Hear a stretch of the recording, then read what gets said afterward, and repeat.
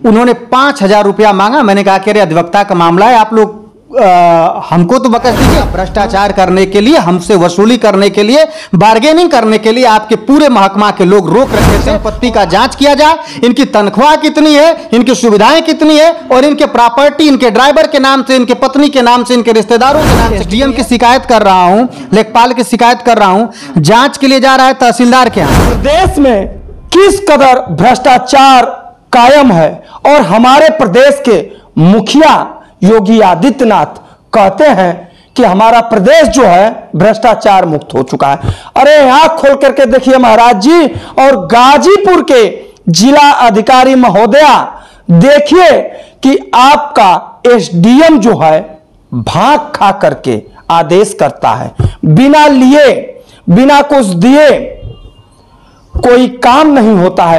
पिछले दिनों आपने खुद ही देखा होगा कि गाजीपुर की जिला अधिकारी ने करीब 5 से 6 लेखपालों के ऊपर कार्रवाई किया था कि किस कदर जनपद में भ्रष्टाचार कायम है, लेकिन फिर भी उस पर अंकुश नहीं लग रहा है।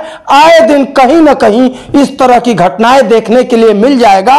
आज एक और मामला उजागर हुआ है। भैया यहां का जो एसडीएम है वो भांग खाता है, यहां का जो तहसीलदार है भांग के नशे में आदेश दे देता है। करेंगे लोग इस तरह से मेरे ऊपर एफआईआर, लेकिन एक कटु सत्य है, अगर आप भांग नहीं खाते तो ऐसे आदेश भी नहीं करते। व्यक्ति ठीक है, किडनी भी फेल नहीं है, दिखाते हैं लोग कि व्यक्ति का इनका किडनी फेल हो गया है, ये हॉस्पिटल में भर्ती हैं। पूरे मामले को आज मैं बताने जा रहा हूं। गाजीपुर जनपद का एक जखनिया क्षेत्र का मामला है। हैसियत प्रमाण पत्र बनाने के लिए ये वरिष्ठ अधिवक्ता हैं और तहसील से लेकर के जिला मुख्यालय तक का भैया चक्कर लगा लिए, लेकिन इनको इंसाफ नहीं मिला। घुमा फिरा करके पैसा दोगे तो काम होगा, नहीं दोगे तो भाड़ में जाओ। अब इन्हीं से हम जानकारी लेंगे। क्या है मामला अधिवक्ता जी? मैं दीपक कुमार पांडे, अधिवक्ता उच्च न्यायालय। मामला यह है कि पत्नी के नाम से मैं 5 नवंबर 2024 को एक प्रार्थना पत्र दिया था, जिन्हीं का नाम शैलजा पांडे है, वाइफ ऑफ दीपक कुमार पांडे यानी मैं, मेरी पत्नी है। मामला जखनिया तहसील के ग्राम मंझनपुर का है। और उस हैसियत प्रमाण पत्र जो ठेकेदारी के लिए गवर्नमेंट ने व्यवस्था किया है कि ऑनलाइन कर दूंगा तो पारदर्शिता रहेगा, वो ऑनलाइन की पूरी उनकी जो गाइडलाइन है उसके तहत पालन करके उसको दाखिल किया गया था। जिला अधिकारी कार्यालय जो सचिवालय बना है नियम के तहत, और उसकी जो निर्धारित शुल्क है 120 रुपया, उसको भी कटाया था। पेपर सभी सही होने के बाद में उस पेपर को जखनिया तहसील में भेजा गया, जो कि माननीय मुख्यमंत्री जी के निर्देशानुसार और बनाए गए कानून के अनुसार 1 माह में हमारा हैसियत प्रमाण पत्र बन जाना चाहिए था। लेकिन मेरे पत्नी के नाम से दाखिल हैसियत प्रमाण पत्र बहुत दिनों के बाद जब वहां पहुंचा, वहां पे हमसे वसूली के लिए गैंग, जो वहां के लेखपाल प्रथम दृष्टया जो अरुण यादव लेखपाल हैं मंझनपुर जखनिया तहसील के ग्राम सभा का, उन्होंने बात किया। मैंने कहा मैं उच्च न्यायालय में हूं, मेरे पास समय नहीं है, जो आप कागजात लगे उस हिसाब से रिपोर्ट लगा दें। उन्होंने उसमें से पत्रावली से कागज निकाल दिया। कागज निकालने के बाद उसको एसडीएम कार्यालय में भेज दिया। एसडीएम कार्यालय का सुमंत बाबू ने व्हाट्सएप कॉलिंग किया ताकि मैं रिकॉर्ड न कर सकूं। व्हाट्सएप कॉलिंग के जरिए उन्होंने हमसे कुछ रुपए मांगे। मैंने कहा कि हाँ कैसे लेंगे, तो उन्होंने कहा किसी अधिवक्ता, अगर आप नहीं है तो किसी अधिवक्ता के माध्यम से भिजवा दिए, क्योंकि अधिवक्ताओं पे हम लोगों का विश्वास रहता है, वो लेन देन करते हैं तो कहीं उसका लिखा पढ़ी नहीं होता है और बाद में उनको किसी तरह से हम लोग तोड़ मड़ोड़ करके बयान भी ले सकते हैं। तो एक साथी अधिवक्ता सोनू भारद्वाज को मैंने कहा कि आप पूछ लीजिए क्या रुपया देना है। उन्होंने 5,000 रुपया मांगा। मैंने कहा कि अरे अधिवक्ता का मामला है, आप लोग हमको तो बकस दीजिए। उन्होंने कहा चाहे मामला किसी का हो, जब तक आप 4,000 रुपया कम से कम नहीं देंगे तब तक आपका काम नहीं होगा। मेरे द्वारा अपने फोन पे नंबर से सोनू भारद्वाज के फोन पे पर 5,000 रुपया के बदले 4,000 रुपया भेज दिया गया। अब वो रिपोर्ट लग करके आ गई सचिवालय में। सचिवालय में जब आई तो वहां पे लिखा था कि इनके द्वारा कागजात नहीं दिया गया, खतौनी प्रमाण पत्र, इसलिए इसको प्रार्थना पत्र को निस्तारित खारिज करते हुए किया जा रहा है। वाह वाह वाह वाह भैया, देखिए ओम नमः शिवाय के बिना काम नहीं चलेगा। भाई साहब ने बताया कि हमने सरकारी शुल्क भी दे दिया। सरकारी शुल्क इसका कितना होता है? 120 रुपए। 120 रुपए। तो ये 5000 रुपए आपने कैसे दिया? ऐसा है कि देखिए, सभी जानते हैं, आप शिकायत किसकी करेंगे? शिकायत का करने पे भी काम नहीं होना है। बहुत लोग शिकायत करेंगे तो उल्टे और आपका काम लटकेगा, तो आम जनता तो कर नहीं पाती है। मैं अधिवक्ता हूं और मैं शिकायत किया, शिकायत के बाद भी काम नहीं। जो शिकायत, जिसकी शिकायत मैं कर रहा हूं, एसडीएम की शिकायत कर रहा हूं, लेखपाल की शिकायत कर रहा हूं, जांच के लिए जा रहा है तहसीलदार के यहाँ, जो उनसे एक ओहदा नीचे है, और तहसीलदार महोदय के अब पता नहीं किसको अपना यूजर आईडी पासवर्ड दे रखे हैं। हमको तो लगता है कि वो निश्चय ही नशे के हालात में होगा कि मैं आपके सामने हूं, पूर्णतः स्वस्थ हूं, मेरा नाम दीपक कुमार पांडे है, और जो उस पर आख्या अपलोड की गई है आनन फानन में, उस आख्या शायद किसी राम या राय, जो स्पष्ट पढ़ने में नहीं आ रहा है, उनका है, और उसमें लिखा जा रहा है कि शिकायतकर्ता मौके पे उपस्थित नहीं था, फोन के द्वारा बात किया गया, वो वाराणसी में अपने किडनी का इलाज करवा रहा है भर्ती रह करके। अच्छा, उस आख्या रिपोर्ट में? हाँ, और वो उसके बेटा बहू कब्जा नहीं किए हैं मकान को, कब्जा उसका जो है वो, और मौके पर लेखपाल का फोटो और एक व्यक्ति का फोटो है।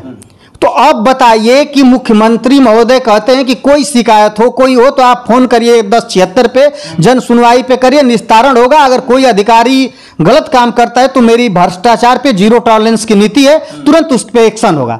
लेकिन मैं एक अधिवक्ता होने के बावजूद, और आप जैसे कुछ अच्छे पत्रकार हैं जो कि निर्भीक होकर के मामले को दिखाते हैं, नहीं तो कुछ लोग तो डरते हैं उनके खिलाफ कुछ बोलने से।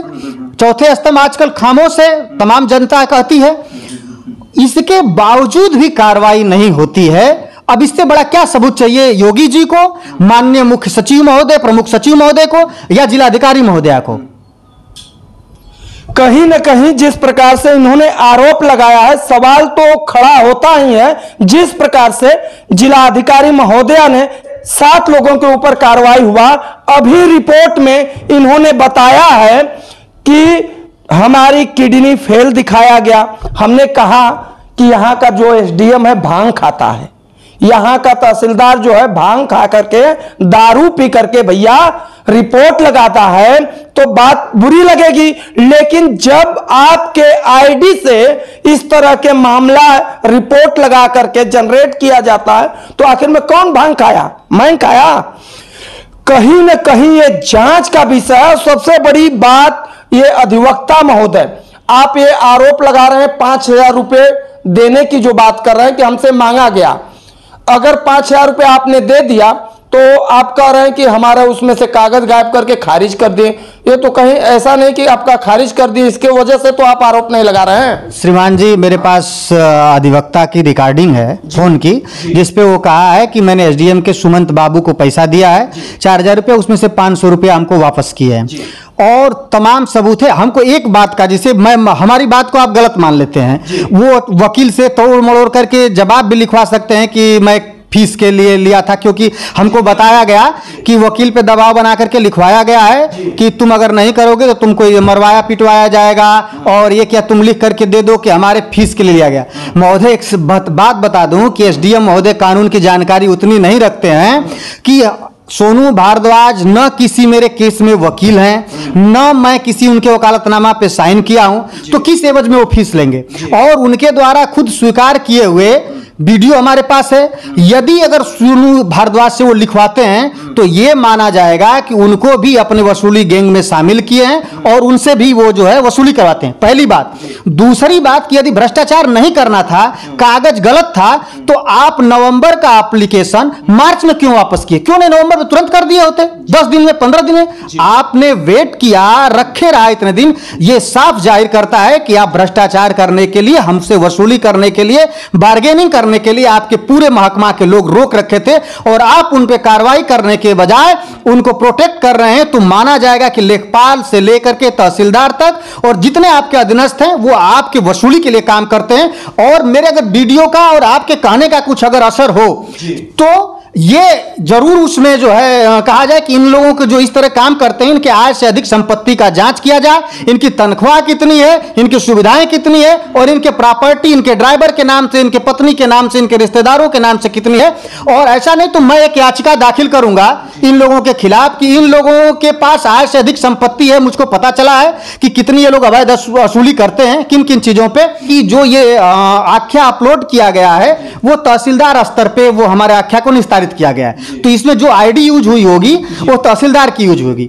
लेकिन जो कानूनी पकड़ तो इतनी आम व्यक्ति भी जानता है कि जिस चीजों को बहुत लंबित करके निस्तारित किया जा रहा है और गलत रूप से निस्तारित किया जा रहा है, तो एक पागल व्यक्ति भी कह सकता है, एक जड़ व्यक्ति भी कह सकता है कि ऐसा काम कोई व्यक्ति या तो नशा के रूप में कर सकता है या तो विक्षिप्त होकर के नींद की अवस्था में कर सकता है। देखिए जिस प्रकार से इन्होंने कहा है, और ये कहीं ना कहीं कटु सत्य है, और हर जगह ये तो मात्र बानगी भर इनकी समस्या आ गई है। कहीं ना कहीं देखने के लिए भी गाजीपुर तहसील में भैया देख लीजिए ऐसे ऐसे लेखपाल हैं, उनको हल्का मिला है कहीं और पर, लेकिन ऑफिस में बैठकर और जिस प्रकार से कुछ वैसे वसूली वाले अधिवक्ता चाहे उनके चिन्हित अब जो न कलेक्ट्रेट के व्यक्ति हैं न तहसील के कभी रहे हैं न कुछ है, और रख करके दूसरे से अपना काम करा करके पैसे लेते हैं।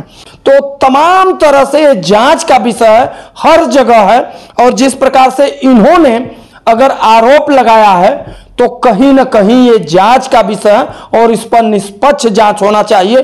और हमारी जिला अधिकारी महोदया ने खुद ही इन सब मामलों को लेकर के काफी तत्पर रहती हैं। लास्ट में आप क्या कहना चाहेंगे इसको लेकर के? लास्ट में यही कहना चाहेंगे कि माननीय जिला अधिकारी महोदया काफी ईमानदार लगती हैं इस मामले में, क्योंकि अभी उन्होंने तहसीलदारों से स्पष्टीकरण मांगा है और लेखपालों पे कार्रवाई की है, जांच भी प्रचलित है, शायद स्टोनों का ट्रांसफर कर दिया है।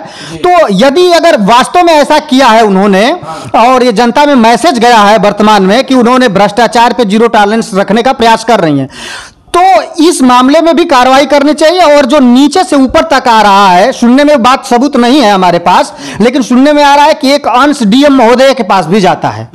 अच्छा, तो अगर ऐसा अगर नहीं जाता है तो ये कार्रवाई इन पे होनी चाहिए, जांच करानी चाहिए, हमारा बयान दर्ज किया जाए, इसका कारण दिया जाए, और जहां हमको बुलाया जाएगा हम उनसे बयान देने के लिए, जांच में शामिल होने के लिए तत्पर हूं, तैयार हूं। और मैं गाजीपुर के जनता के लिए एक मैसेज देना चाहता हूं, आप कतई भ्रष्टाचार को बर्दाश्त मत करिए। आप ये जान लीजिए कि ये जनता के नौकर हैं, ये सरकार कह रही है कि हम भ्रष्टाचार पे जीरो टॉलरेंस की नीति रख रहे हैं, तो या तो ये बात सच हो और नहीं तो ये मान लिया जाए कि सरकार केवल कहने के लिए भ्रष्टाचार पे जीरो टॉलरेंस की नीति रख रही है, ऐसे अधिकारियों के खुद पोषण कर रही है। अगर कार्रवाई नहीं होती है तो मैं मान लूंगा।